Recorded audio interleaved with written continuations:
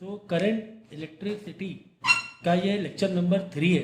ठीक है, इससे पहले 2 लेक्चर मैं समझा चुका हूँ। ओके, जिसमें हम लोगों ने करंट का मतलब समझा, क्या क्या हम लोग समझ चुके हैं। करंट का मतलब समझा, फिर करंट डेंसिटी का मतलब समझा और उसका फॉर्मूला समझा। उसके बाद हम लोगों ने कंडक्टिविटी समझा।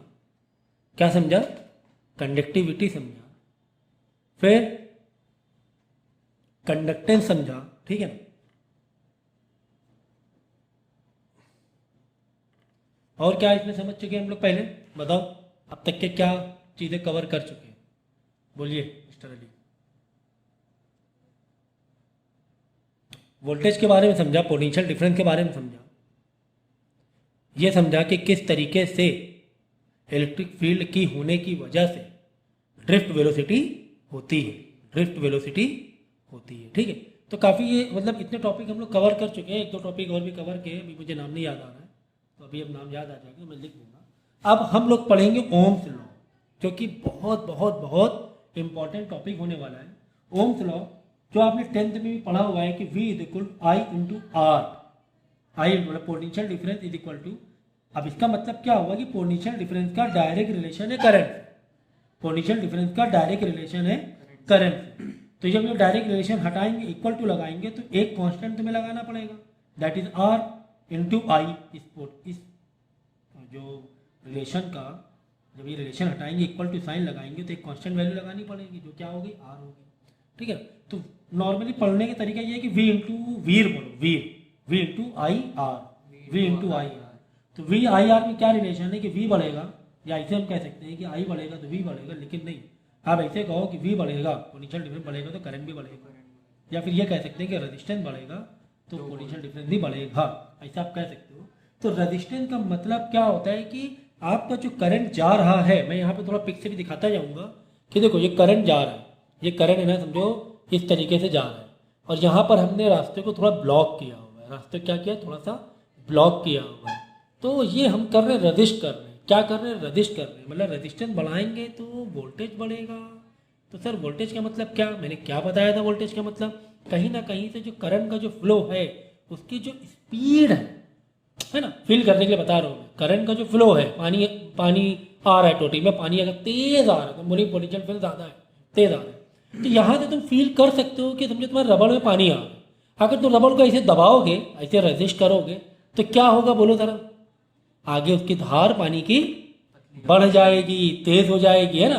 तुम पौधे में पानी दे रहे हो, तुम्हारा पानी का फ्लो है ना वहाँ तक नहीं जा रहा, पौधे थोड़ा दूर है, पेड़ थोड़ा दूर है, ट्रीज या प्लांट जो दूर है, तो आप क्या करते हो? थोड़ा दबाते हो, थोड़ा दबा के हम जाके अपने कोशिश करते हैं, उसकी जो प्रेशर है उसको बढ़ाने की कोशिश करते हैं, आगे तक जाते हैं। तो कहीं ना कहीं हम कह सकते हैं यार रेजिस्टेंस बढ़ रहा है, मतलब क्या वोल्टेज बढ़ रहा है क्या, पोटेंशियल डिफरेंस बढ़ रहा है क्या, ऐसा हम कह सकते हैं एक पॉइंट में आके। या फिर कुछ इस तरह भी कह सकते हो आप कि एक पानी की टंकी है और ये पानी की टंकी भरी हुई है और यहाँ से पाइप से पानी बह रहा है। हमने क्या किया? बीच में कोई डिवाइस लगा दिया, बीच में कोई डिवाइस लगा दिया, तो क्या होगा? पानी से टकरा टकरा के आगे जाएगा। ठीक है, थोड़ा आगे टकरा के जाएगा, लेकिन उस टकराने की वजह से यहाँ पे कोई भी जो मैकेनिज्म होगा वो काम करने लगेगा। यही तो होता है कि हम लोग जैसे कि बल्ब लगाते हैं या फैन लगा रहे हैं करंट के फ्लो के बीच में, तो वो रेजिस्टेंस ज़रूर होता है वहाँ पर, पक्की बात है, रेजिस्टेंस ज़रूर होता है। ठीक है, तो उस रेजिस्टेंस से क्या होता है? हमें काम मिलता है ना, हीट प्रोड्यूस होगी या जो भी है, mechanical energy, kinetic energy, electric energy, जो एनर्जी में जिस तरीके से आप कंपोनेंट लगा रहे हो उस सर्किट के उस डिज़ाइन से वो काम हम लोग, वो एप्लीकेशन अचीव करते हैं, वो एप्लीकेशन अचीव करते हैं। तो ये बहुत ही इंपॉर्टेंट टॉपिक है ओम्स लॉ। इसको हम लोग बोलते हैं V is equal to I into R, या आर इज इक्वल टू, अगर रेजिस्टेंस की बात करेंगे तो वी अपॉन आई। ठीक है, बात समझ में आ गई? ठीक है, तो चलो अब यहाँ पर आएंगे कि ये चीज़ कैसे आई। ये तो भाई ये है ना, ये ओरिजिनल नहीं है, ये फंडामेंटल नहीं, इसको लाया गया है, ड्राइव किया गया। कैसे? देखो चलो वापस आ जाओ ड्रिफ्ट वेलोसिटी में, ड्रिफ्ट स्पीड या ड्रिफ्ट वेलोसिटी कह लो। ठीक है ना, ड्रिफ्ट वेलोसिटी में आएंगे हम लोग। तो ड्रिफ्ट वेलोसिटी क्या होती है? जैसे कि मैंने पहले बताया थी कि एवरेज जो स्पीड होती है, जहाँ पर इलेक्ट्रॉन क्या होते हैं, ड्रिफ्ट होते हैं, सरकते हैं धीरे धीरे, बहुत सारे इलेक्ट्रॉन सरकते हैं। कहाँ पर सरकते हैं? Opposite to electric field. कहाँ पे सरकते हैं? हाँ, इलेक्ट्रॉन का सरकना कहाँ पर? Opposite to electric field. ये जो सिंबल है ना, इलेक्ट्रिक फील्ड का सिंबल है, ठीक है। इलेक्ट्रिक फील्ड के अपोजिट का जो इलेक्ट्रॉन का सरकना, किसका सरकना? इलेक्ट्रॉन्स का, उसको हम लोग बोलते हैं ड्रिफ्ट वेलोसिटी। जो कि हमारा फॉर्मूला क्या था ड्रिफ्ट वेलोसिटी का? E electron one charge 1.6 into 10⁻⁹, फिर इलेक्ट्रिक फील्ड टाउ, टाउ मतलब relaxation time, upon M mass of electron. अच्छा देखो, अगर यहाँ पर आप ध्यान दोगे, मैं यहाँ पे लिख दूँ क्या? M for mass of electron, E is your electronic charge, जो कि 1.6 10⁻⁹ होता है, एंड देन टाउ जो तुम्हारा रिलैक्सेशन टाइम है, ठीक है ना, रिलैक्सेशन टाइम है, depends on material, depends on material, ठीक है। अच्छा, और दूसरा एक और हम लोग ने फॉर्मूला देखा था, ये तो क्या ड्रिफ्ट वेलोसिटी है। पहला ये, इन दो फॉर्मूले से हम लोग ड्राइव करने की कोशिश करेंगे। मोबिलिटी देखा था, मोबिलिटी लिख दें यहाँ पर। मोबिलिटी मतलब इलेक्ट्रिक फील्ड की वजह से पर इलेक्ट्रिक फील्ड कितनी ड्रिफ्ट हो रही है, वेलोसिटी, और इलेक्ट्रॉन कितने ड्रिफ्ट हो रहे हैं, ठीक है, इलेक्ट्रिक फील्ड। तो अब हम लोग क्या करेंगे, इस वीडी की जगह हम लोग क्या लगा देंगे? ई टाउ, वीडी का पूरा लिख दिया, अपॉन एम, इसके नीचे अपॉन एम। बाई डिफॉल्ट हमारा क्या चल रहा है? इलेक्ट्रिक फील्ड तो चल ही रहा है ना, अपॉन में एक और इलेक्ट्रिक फील्ड क्या चल ही रहा है। देखो, ये वीडी का हमने फॉर्मूला लगाया, ये वाला पार्ट, ये वाला पार्ट, ठीक है। ये है ड्रिफ्ट वेलोसिटी वीडी, और ये अपॉन ई था, तो अपॉन ई तो है ही ना। तो अच्छा, ई से ई तो कट रहा है, ई से ई कट रहा है, यानी कि मोबिलिटी का एक फॉर्मूला हमारे पास आ गया, ई टाउ अपॉन एम, सही है। चलो अच्छा, सही है। अच्छा, क्या ये चीज़ें भी मटेरियल पे डिपेंड नहीं कर रही है? भाई एम तो कांस्टेंट है तुम्हारा, इलेक्ट्रॉन चार्ज भी कांस्टेंट है 1.6, टाउ मतलब रिलैक्सेशन टाइम, ये डिपेंड करता है मटेरियल के ऊपर। अगर मटेरियल में बहुत ही ज़्यादा उसका जो लैटिस स्ट्रक्चर है बहुत ही क्लोज है, तो उसको रिलैक्सेशन टाइम कम मिलेगा। अगर दूर दूर है इस तरह प्लस चार्ज, ठीक है, नहीं तो टकरा टकरा के वापस आएगा, ऐसे टकराएगा। फिर यहाँ पर है, ये टकराया, ये टकराया, अगर दूर दूर है तो रिलैक्सेशन टाइम ज़्यादा मिलेगा, रिलैक्सेशन टाइम ज़्यादा मिलेगा, रिलैक्सेशन टाइम ज़्यादा मिलेगा, तो मोबिलिटी भी ज़्यादा होगी, है ना।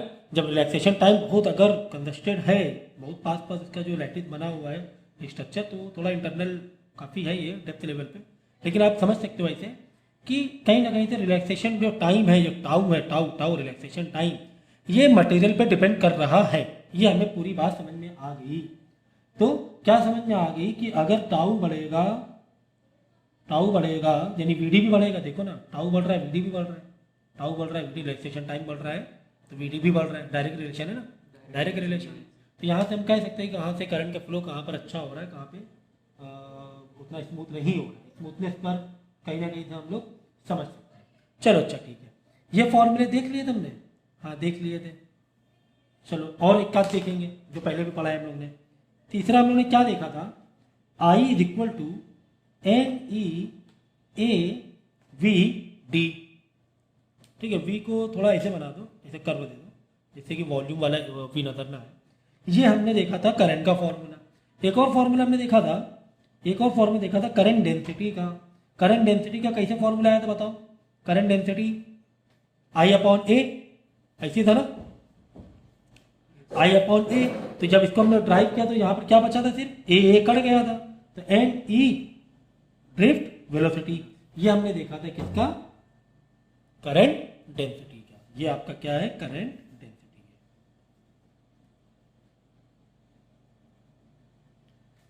ओके, ठीक है ना। चलो, ये चीजें हमने कर ली थी। ये चीज़ें हमने कर ली। अब हम लोग आ रहे हैं अभी अपने मेन टॉपिक पर, ओम्स लॉ में आएंगे। बात यहाँ पे भी थोड़ा समझना अच्छी तरीके से। देखो देखो यहाँ से कर रहा हूँ मैं। देखो J is equal to N, current density is equal to N E electron drift velocity, और यहाँ पर ड्रिफ्ट वेलोसिटी का जो फॉर्मूला है वो E electric field tau upon m है। इन दोनों को अगर हम वैल्यू को रिप्लेस करें तो current density is equal to, यानी कि Vd की जगह ये पूरी की पूरी अगर हम वैल्यू डाल दें Ne E electric field tau upon m, तो Ne इस Vd की जगह ये पूरी हमने वैल्यू डाल दी यहाँ पर इस Vd में। देखो Ne Vd की जगह पूरा पूरा Vd का ड्रिफ्ट वेलोसिटी का फॉर्मूला मैंने डाल दिया। ठीक है ना। चलो यहाँ पर आगे, अब देखो J इज इक्वल टू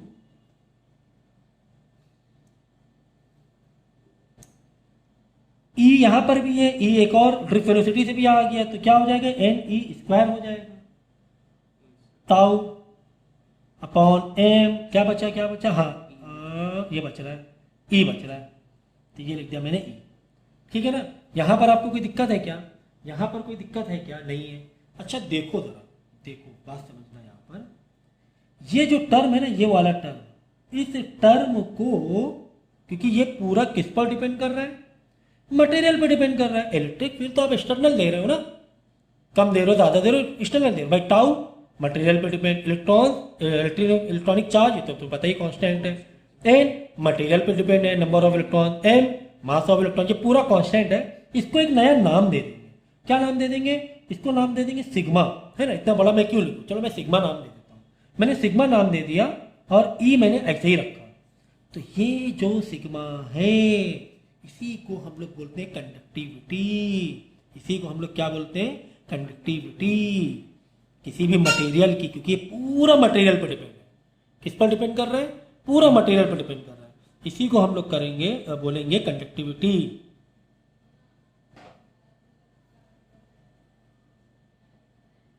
बात समझ में आ गई? ये हो गया आपका कंडक्टिविटी। क्योंकि ये पूरे जो टर्म है, ये जो पूरा है, ये पूरा मटेरियल पर, इसको इसने नया नाम दे दिया, नया सिंबल दे दिया, इसको हमने बोल दिया क्या? कंडक्टिविटी। ओके, क्लियर है यहाँ तक के? ठीक है ना। किस तरीके से, देखो मुझे यहाँ पर ये चीज़ समझानी है, मुझे ये चीज़ समझानी है। तो हमने जो पहले पढ़ा मैंने उसको रिवाइज किया। हाँ, यहाँ पर मैंने एक डेरिवेशन की, ठीक है। बाकी सब कुछ रिवीजन चल रहा था। हमें मोबिलिटी का मतलब मालूम था, हमें करंट डेंसिटी का मतलब मालूम था, ठीक है। हमें करंट डेंसिटी का मतलब मालूम था, हमें वीडी का मतलब मालूम था, वीडी का फॉर्मूला मालूम था। दोनों का आपस में वैल्यू को कंबाइन किया। कंबाइन मतलब ड्रिफ्ट वेलोसिटी की जगह ड्रिफ्ट वेलोसिटी की वैल्यू रखी, और यहाँ पर जो मटेरियल पर डिपेंड कर रहे थे उसको थोड़ा सा अलग साइड में ले लिया। ये मटेरियल पर डिपेंड कर रहे थे, इसको हमने नाम दे दिया, एक सिंबल दे दिया सिग्मा, और सिग्मा को हम बोलेंगे कंडक्टिविटी। ठीक है। चलो, तो थोड़ा सा मैं कंजस्टेड जरूर कर रहा हूँ, लेकिन मैं चाहता हूँ एक पेज में थोड़ा सा कॉन्सेप्ट क्लियर हो जाए। अच्छा, यहाँ पर हमें समझ में आ गया कि J is equal to conductivity into electric field, और कंडक्टिविटी का मतलब NE का स्क्वायर टाउ अपॉन m। तो ये दोनों चीज़ें याद रखना, ये दो फॉर्मूले नहीं मिल गए भाई। कंडक्टिविटी का फॉर्मूला यहाँ नहीं, conductivity is equal to NE square tau upon m। ये मैंने कंडक्टिविटी लिख दी। ठीक है, ये दिक्कत है क्या? कोई दिक्कत नहीं। अच्छा, ये तो हो गया कंडक्टिविटी। इसी का अगर मैं उल्टा बोलूँ ना, जैसे बोलते हैं ना कि अपोजिट वर्ड, गुड का बैड, गुड का बैड, तो कंडक्टिविटी का अपोजिट क्या हो सकता है? रेजिस्टिविटी। रेजिस्टिविटी, तो रेजिस्टिविटी के लिए यार कोई अच्छा सिंबल दे दिया जाए क्या? क्या सिंबल दिया जाए? अच्छा सिंबल रो दे दे, चलो। हाँ, रो सिंबल अच्छा लग रहा है हमें। अरे भाई हमें अच्छा लग रहा है, मतलब बुक में भी है, यही स्टैंडर्ड एक सिंबल है। तो जो स्टैंडर्ड सिंबल लिया जाता है उसी को लेंगे। अब ऐसा नहीं है कि सिंबल आपने दूसरा ले लिया तो कुछ चीज़ें गलत हो गई, ऐसा नहीं है। लेकिन एक स्टैंडर्ड जो फॉर्मेट चल रहा है, तो आपको भी एक नया सिंबल देना, तो आप यहाँ पे आपको डिफाइन करना पड़ेगा। लेकिन उसका इतना मत जाओ, जो सिंबल दिए हुए हैं बुक में वो दे दो। ये सिंबल तो मैंने दिखा दिया क्या? रेजिस्टिविटी। अच्छा, कंडक्टिविटी का अपोजिट रेजिस्टिविटी। हाँ, इसका मतलब यहाँ पर भी हम क्या कर देंगे? रेसिप्रोकल कर देंगे, है ना। यानी कि conductivity is equal to 1 upon resistivity is equal to 1 upon conductivity. This is what conductivity. देखो ना conductivity and this is what resistivity. तो रेजिस्टिविटी कंडक्टिविटी आपस में एक दूसरे का अपोजिट है. इसका मतलब रेजिस्टिविटी इज इक्वल टू, यहाँ पर भी रेसिप्रोकल हो जाएगा रेजिस्टिविटी की value m upon N E square tau. ये हो गया ये, ठीक है ना, ये आ गया.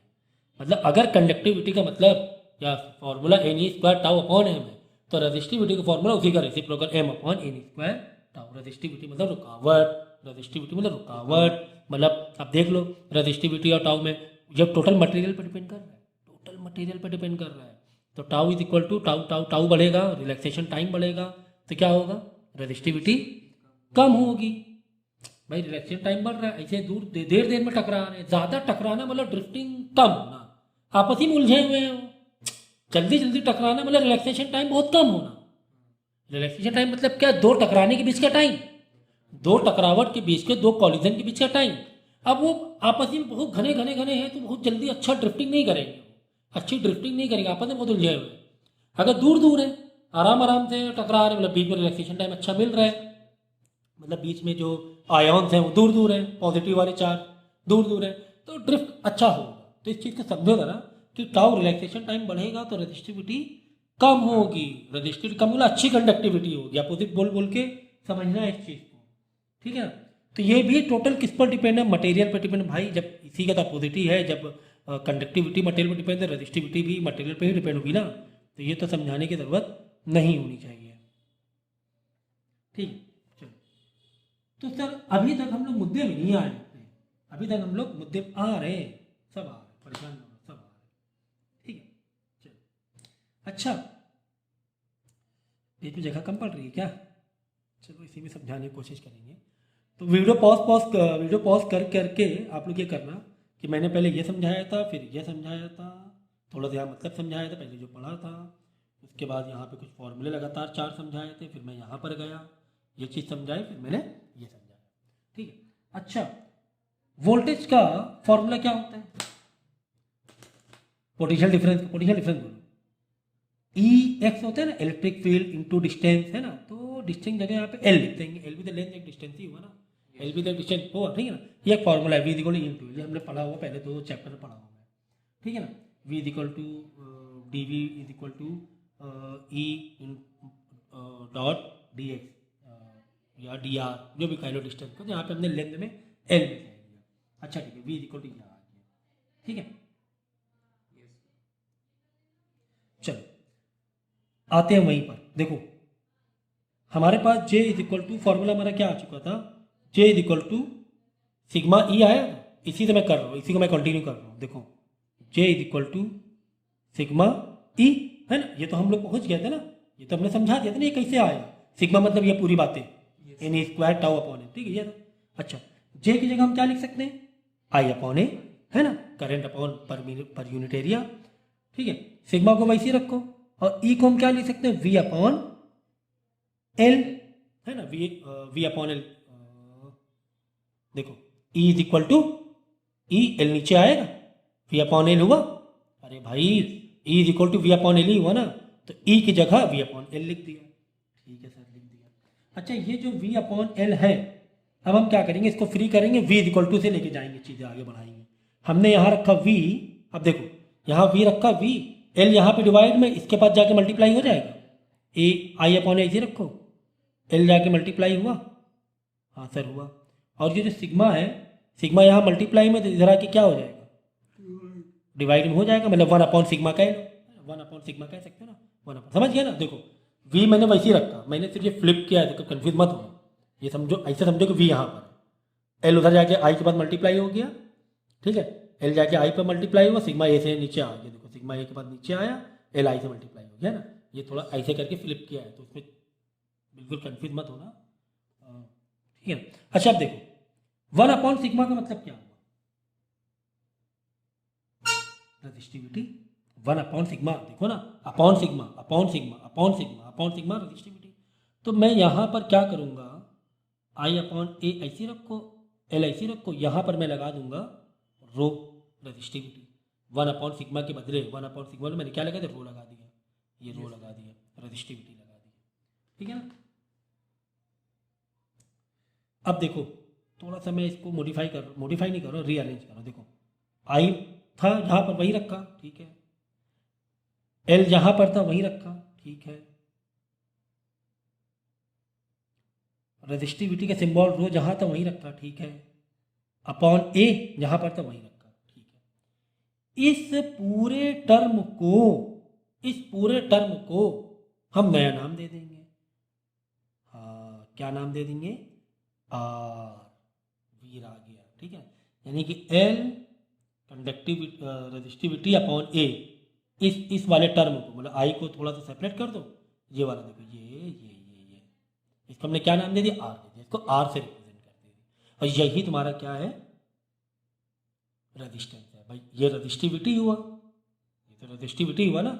एल अपॉन ए, भाई एल अपॉन ए क्यों किया है हमने?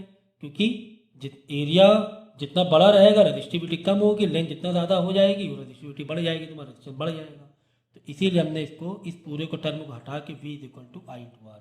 यानी अगर कोई पूछे आर का मतलब बताओ, तो आर मतलब अगर मटेरियल के पॉइंट ऑफ व्यू से लेंथ मटेरियल पर डिपेंड करती, एरिया क्रॉस सेक्शन मटेरियल पर डिपेंड करता है, और रेजिस्टिविटी मटेरियल पे ही डिपेंड करती है। तो ये हो गया आर का मतलब, ठीक है।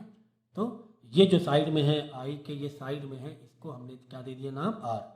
यही तुम्हारा रेजिस्टेंस है। और हाँ रेजिस्टेंस देखो ना, रेजिस्टिविटी आ रहा है ना, रेजिस्टिविटी तो आ ही रहा है, आधा काम तो हो गया रेजिस्टेंस को समझने के लिए। रेजिस्टिविटी आधा काम। सर लेंथ और एरिया, हाँ दिमाग लगाओ, लेंथ और एरिया दिमाग लगाओ। अगर वायर बहुत तुम्हारा मोटा है तो अच्छी बात है ना, वायर मोटा रहेगा तो रेजिस्टेंस कम होगा, हाँ तभी ए नीचे है। तभी लेंथ बहुत ज़्यादा है तो इलेक्ट्रॉन जब जाएंगे तो बहुत, मतलब वायर थोड़ा थोड़ा हीट होने लगेगा, उसका रेजिस्टेंस बढ़ेगा। लेंथ अगर बहुत ही बड़ी है वायर की तो लेंथ बढ़ने से रेजिस्टेंस बढ़ता है, लेंथ बढ़ने से रेजिस्टेंस बढ़ता है, लेकिन एरिया बढ़ने से रेजिस्टेंस कम होता है। कि क्रॉस सेक्शन अच्छा दे दोगे ना, इधर रोड, एक रोड है, पतला रोड है, ट्रैफिक बहुत ज़्यादा है, कैसे गाड़ी चलेगी? धीमे धीमे धीमे गाड़ी हीट होगी, पारे ब्रेक मार रहे हो, जा रहे हो, फ्रिक्शन बहुत ज़्यादा हो रहा है ना। अब रोड चौड़ा है, मतलब क्रॉस सेक्शन एरिया बड़ा है, क्रॉस सेक्शन एरिया बड़ा है, रोड चौड़ा है, फुर्र से निकल जाओगे। कैसे निकल जाओगे? फुर्र से निकल जाओगे। अब लेंथ में आ जाओ सर, लेंथ की वजह से रेजिस्टेंस क्यों बढ़ रहा है सर? सोचो ना, रोड बहुत लंबी है, गाड़ी चला रहे हो बहुत दूर तक की, गाड़ी हिट नहीं होगी, है ना। तो ज़बरदस्ती क्यों वायर को लंबा रखो? जब जहाँ ज़रूरत है वहाँ पे रखो, तो लेंथ बढ़ने से रेजिस्टेंस बढ़ेगा। तो भाई रेजिस्टिविटी का आधा मतलब तो रेजिस्टेंस समझ में आ ही रहा था, रेजिस्टिविटी का आधा मतलब तो समझ में आ रहा था कि यार रेजिस्टिविटी रेजिस्टेंस, हाँ हाँ हाँ ठीक है। एल अपॉन ए का मतलब भी बता दिया कि हाँ, बाकी आधा मतलब भी समझा दिया। तो ये तीनों मिलके पूरा आर हो गया, फुल ओवरऑल रेजिस्टेंस हो गया। यानी रेजिस्टिविटी तो है मटेरियल पे, साथ में उस मटेरियल की लेंथ और उस मटेरियल का क्रॉस सेक्शन एरिया भी फर्क पड़ता है। क्रॉस सेक्शन एरिया मतलब वायर कितना पतला है कितना मोटा है। अक्सर देखो एसी या प्रेस के लिए वायर मोटा लेते हैं कि रेजिस्टेंस ना हो, हीट ना हो, वरना वायर जल जाएगा तुम्हारा, है ना।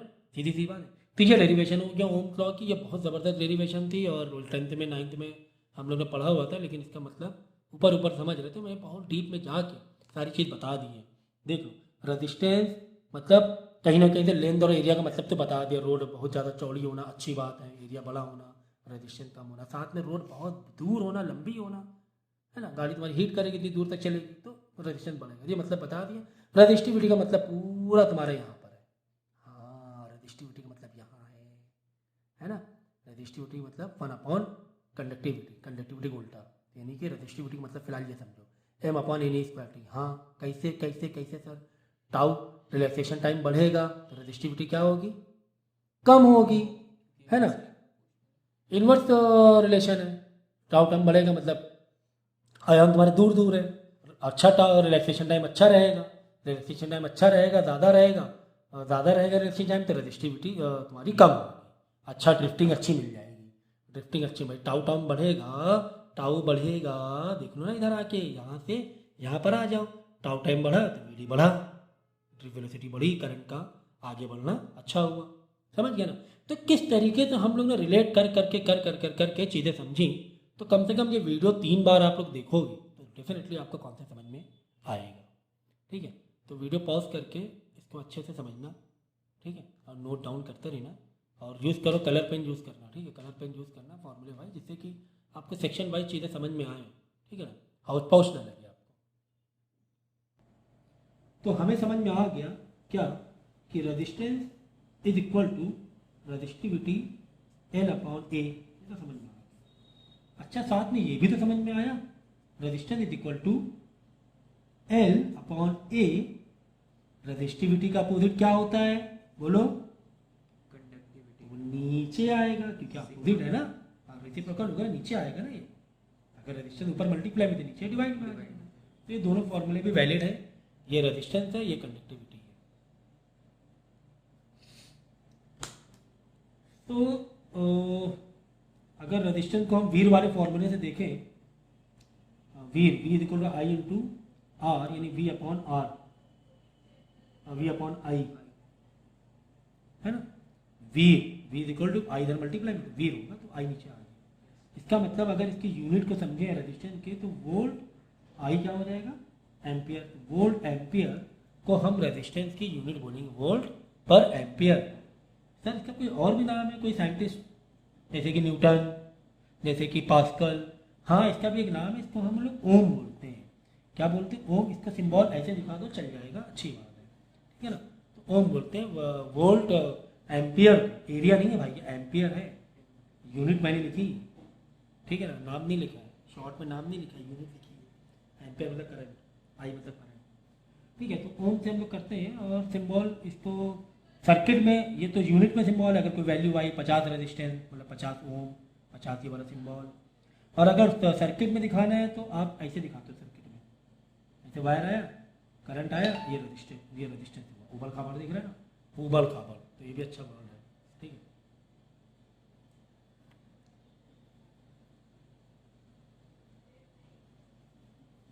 अच्छा सर, रेजिस्टेंस का मतलब तो आपने बता दिया ये ओम है, ठीक है, और ये यूनिट भी आपने बता दी ओम है। तो सर रेजिस्टिविटी की यूनिट क्या हो सकती है? तो रेजिस्टेंस का है ना, रेजिस्टिविटी। भाई रेजिस्टेंस कब बनता है? रेजिस्टेंस मटेरियल प्लस उसकी लेंथ और एरिया दोनों मिला के। तो अगर ये सिर्फ हो, सिर्फ रेजिस्टिविटी हो, तो इसे हम बोलेंगे, देखो ना, निकाल लेंगे ना, क्या दिक्कत है, रेजिस्टिविटी भी निकाल लेंगे। देखो resistivity is equal to resistance into area, यहाँ डिवाइड में उधर आके मल्टीप्लाई होगा, लेंथ इधर आके डिवाइड, रेजिस्टिविटी को तरह छोड़ दो, एल नीचे आया, एरिया मल्टीप्लाई में हो गया।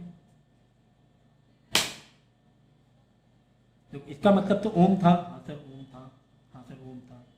एरिया मतलब मीटर स्क्वायर, लेंथ मतलब सिर्फ मीटर है ना, लेंथ मतलब मीटर में होगा ना, 1 मीटर से गया, क्या बचा?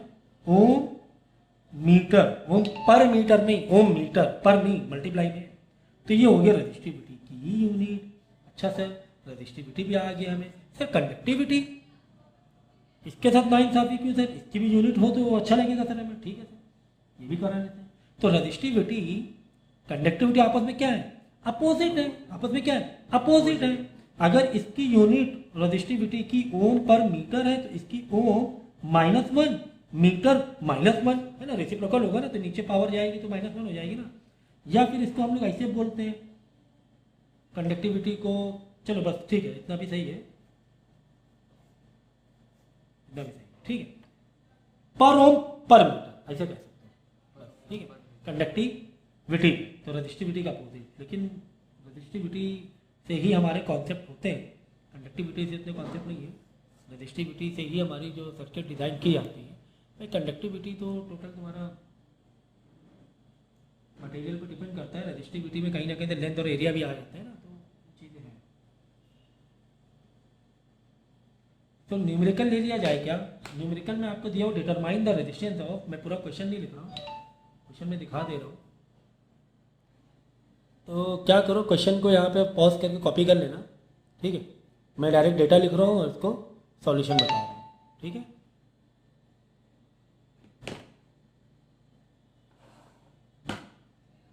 तो तुम्हें रेजिस्टिविटी दिया हुआ है 3.14 इंटू 10⁻⁻8 ओम मीटर, ये रेजिस्टिविटी दिया हुआ है।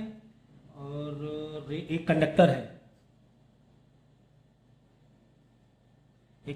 है, इसका जो रेडियस है ना, ये जो वायर की थिकनेस है ना, इसका रेडियस, क्रॉस सेक्शन एरिया का, क्रॉस सेक्शन सरफेस का 0.5 mm है। भाई यार ये सब mm वाली चीज़ें नहीं चल पाएंगी, हम लोगों को mm वाली चीज़ें नहीं चल पाई, हम लोगों को तो मज़ा नहीं आती बिल्कुल भी। तो हम लोग क्या करेंगे, इस mm को मीटर बदल लेंगे। तो mm मतलब पावर 1 ही है ना, टेंशन नहीं है, 10⁻³ डायरेक्ट लगा दोगे और ये मीटर में बदल जाएगा रेजिस्टेंस। ये क्यों चाहिए, चलो देखते हैं क्यों चाहिए। ठीक है, और जो लेंथ दी गई है, लेंथ दी गई है 10 सेंटीमीटर में भी। भाई ये भी मज़ा नहीं आ रही है, ये भी हमें मज़ा नहीं आ रही। सेंटीमीटर हमें क्या, हमें तो ऐसा ही यूनिट चाहिए। तो 10 इंटू 10 को -2 कर देंगे, 10 इंटू 10 में -2 कर देंगे, क्या बन जाएगा, मीटर बन जाएगा। ठीक है, तो यहाँ पर तो हमने अपना काम कर दिया है कि गलत ना हो आगे, यूनिट हमने सही जगह पे लिया है। निकालना क्या है, निकालना क्या है, तुम्हें रजिस्टेंस निकालना है। रजिस्टेंस क्वेश्चन मार्क है, क्वेश्चन मैंने दिखाया था, पॉज करके क्वेश्चन कॉपी ज़रूर ज़रूर ज़रूर करना। तो रजिस्टेंस इज इक्वल टू, हमें फॉर्मूला मालूम है, हमें फॉर्मूला मालूम है। ठीक है, तो क्या, resistivity into L upon A. Resistivity तुम्हें दिया हुआ है 3.14 इंटू 10⁻⁻8 इंटू लेंथ में दिया है, मैंने कन्वर्ट कर लिया था 10 into 10⁻2 upon area. Area area sir, area तो नहीं दिया हुआ है।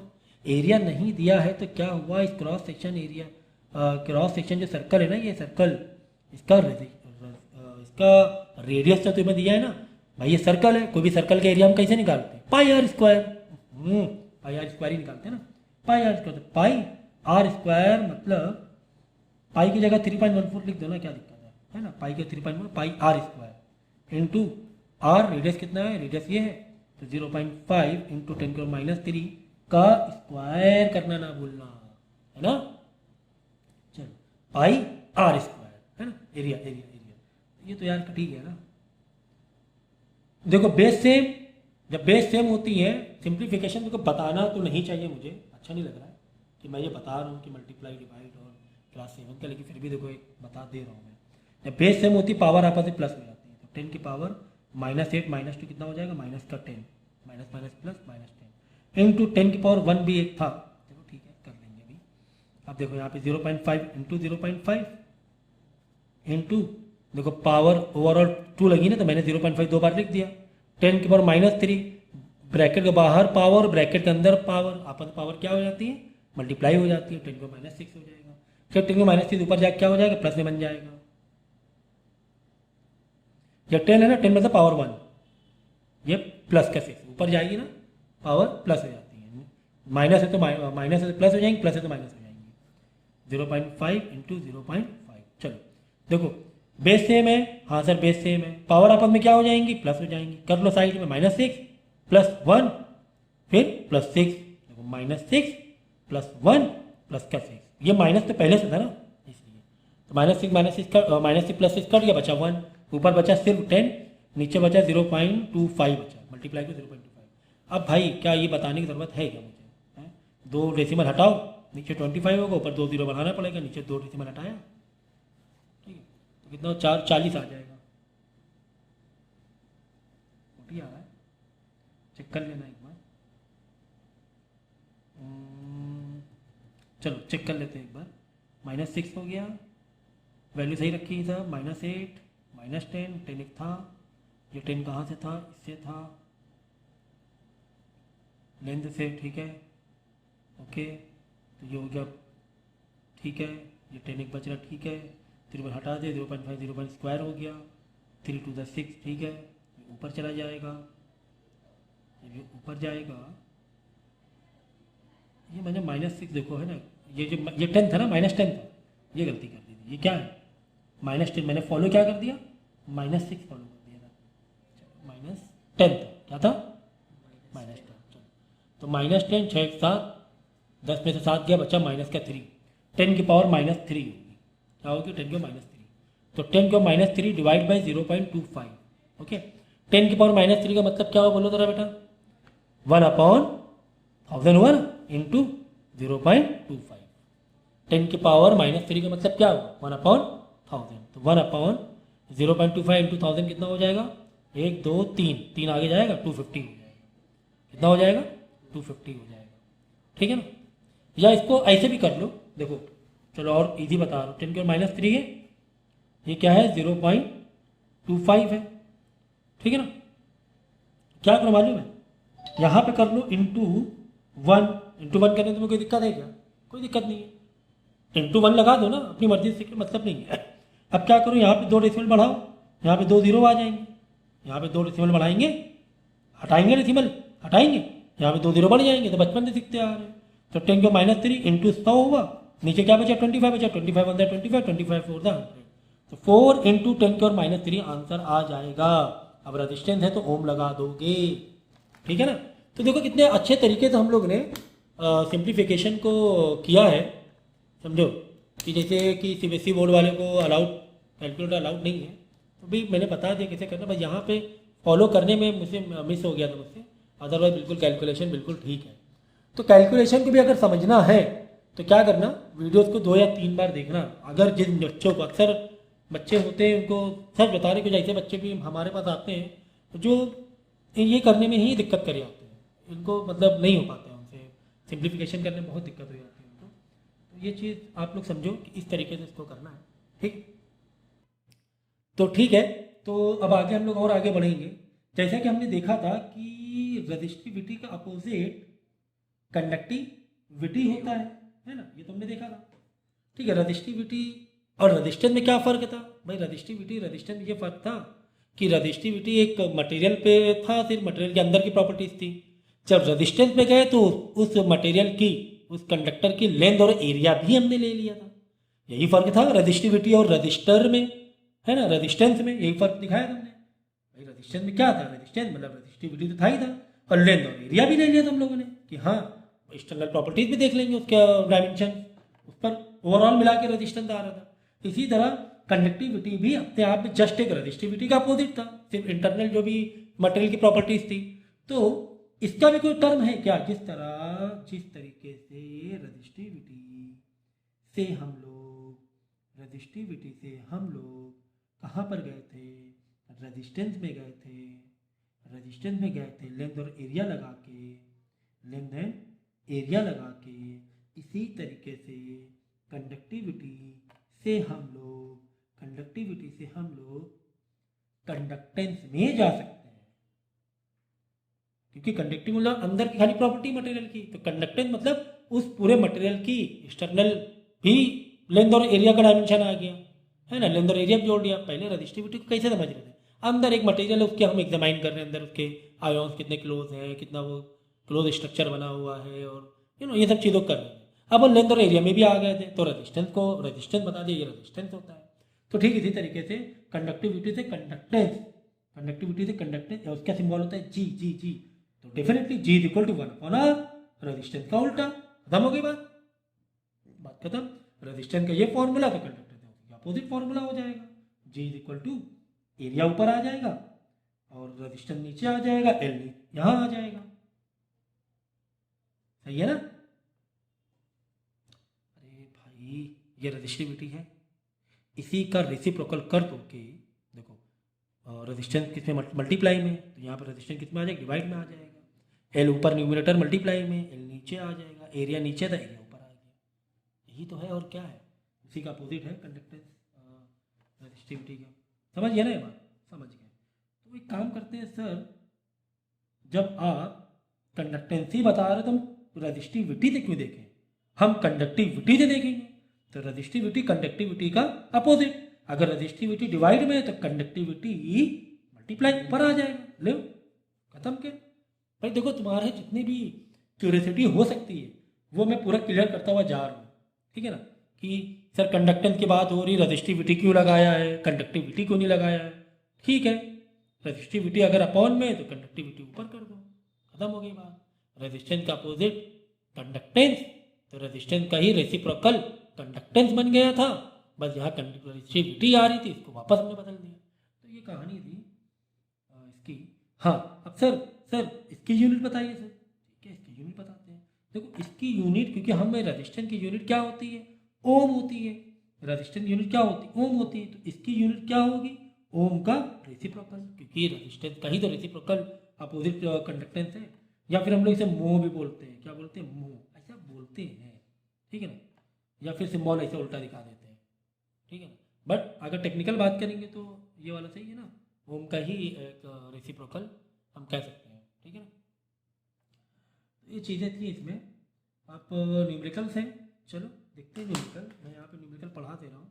यहाँ पे लिखा हुआ है if the length of a conductor, question लिख ही देता हूँ ना फटाफट, इफ लेंथ ऑफ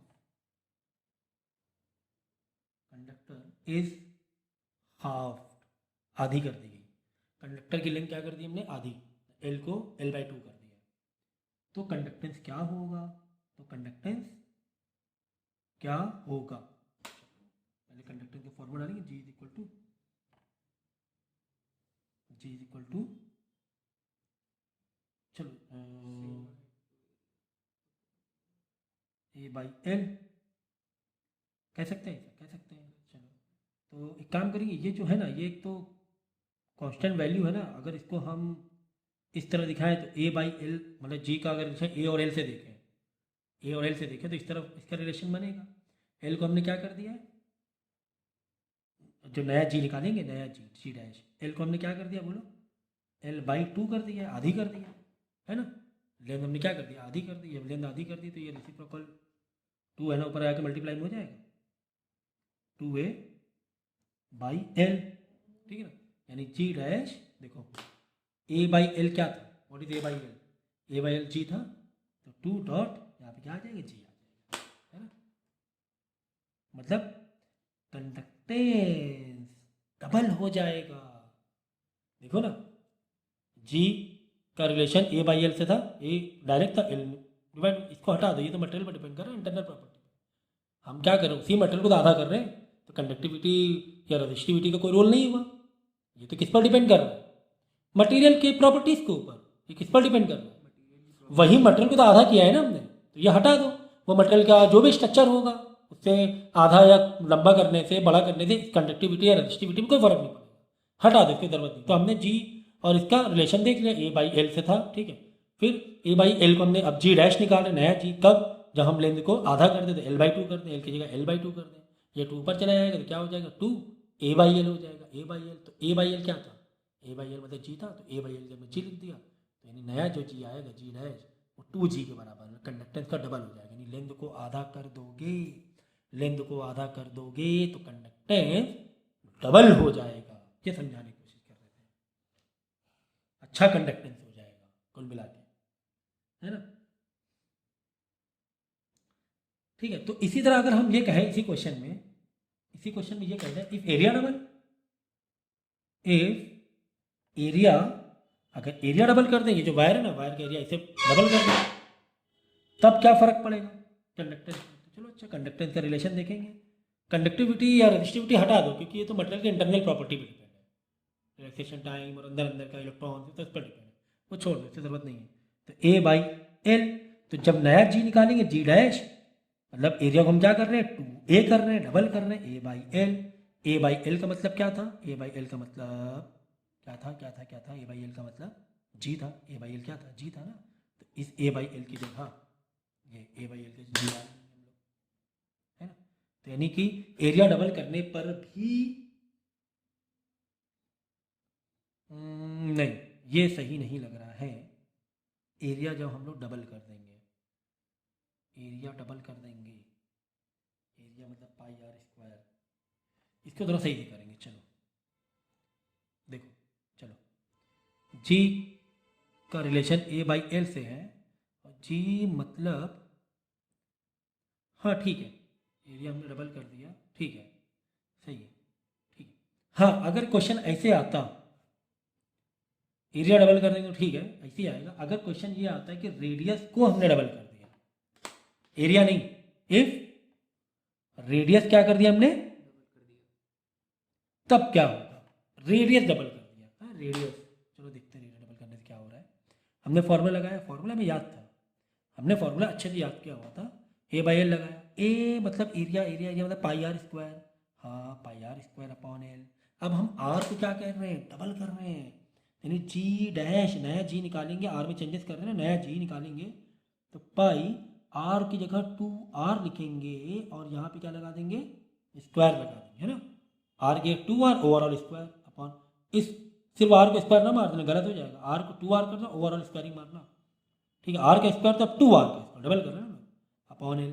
देखो नया जी कैसे आ रहा है, कितने अच्छे तरीके से निकाला तुमने, देखना, पाई 2 का स्क्वायर 4, R का स्क्वायर R² अपॉन L, ठीक है, अपॉन L। इसके आगे देखो, ये थोड़ा रीअरेंज कर दें, रीअरेंज किया, 4 को मैंने इधर ले लिया, ऐसे बाजू में कर लिया, पाई आर स्क्वायर इधर लगाया, एल ये। अच्छा, पाई आर स्क्वायर एल का मतलब क्या था? पाई आर स्क्वायर एल का मतलब क्या था? पाई आर स्क्वायर एल, हाँ, पाई आर स्क्वायर एल का मतलब जी था, यानी जी डैश ओ डॉट जी, यानी 4 गुना ज़्यादा बढ़ गया। रेडियस को डबल करने में, एरिया डबल करने वाला डबल ही हुआ, छोड़ दो, रेडियस डबल करने में 4 गुना ज़्यादा बढ़ जाएगा कंडक्टेंस। ठीक है, समझ में आ रही बात? तो इस तरीके से हम लोग चीज़ों को डील कर सकते हैं, और कोशिश मैंने की है कि आपको ठीक से समझाने की। फिर भी कोई डाउट हो तो पर्सनल लेवल से आपको आके पूछना है।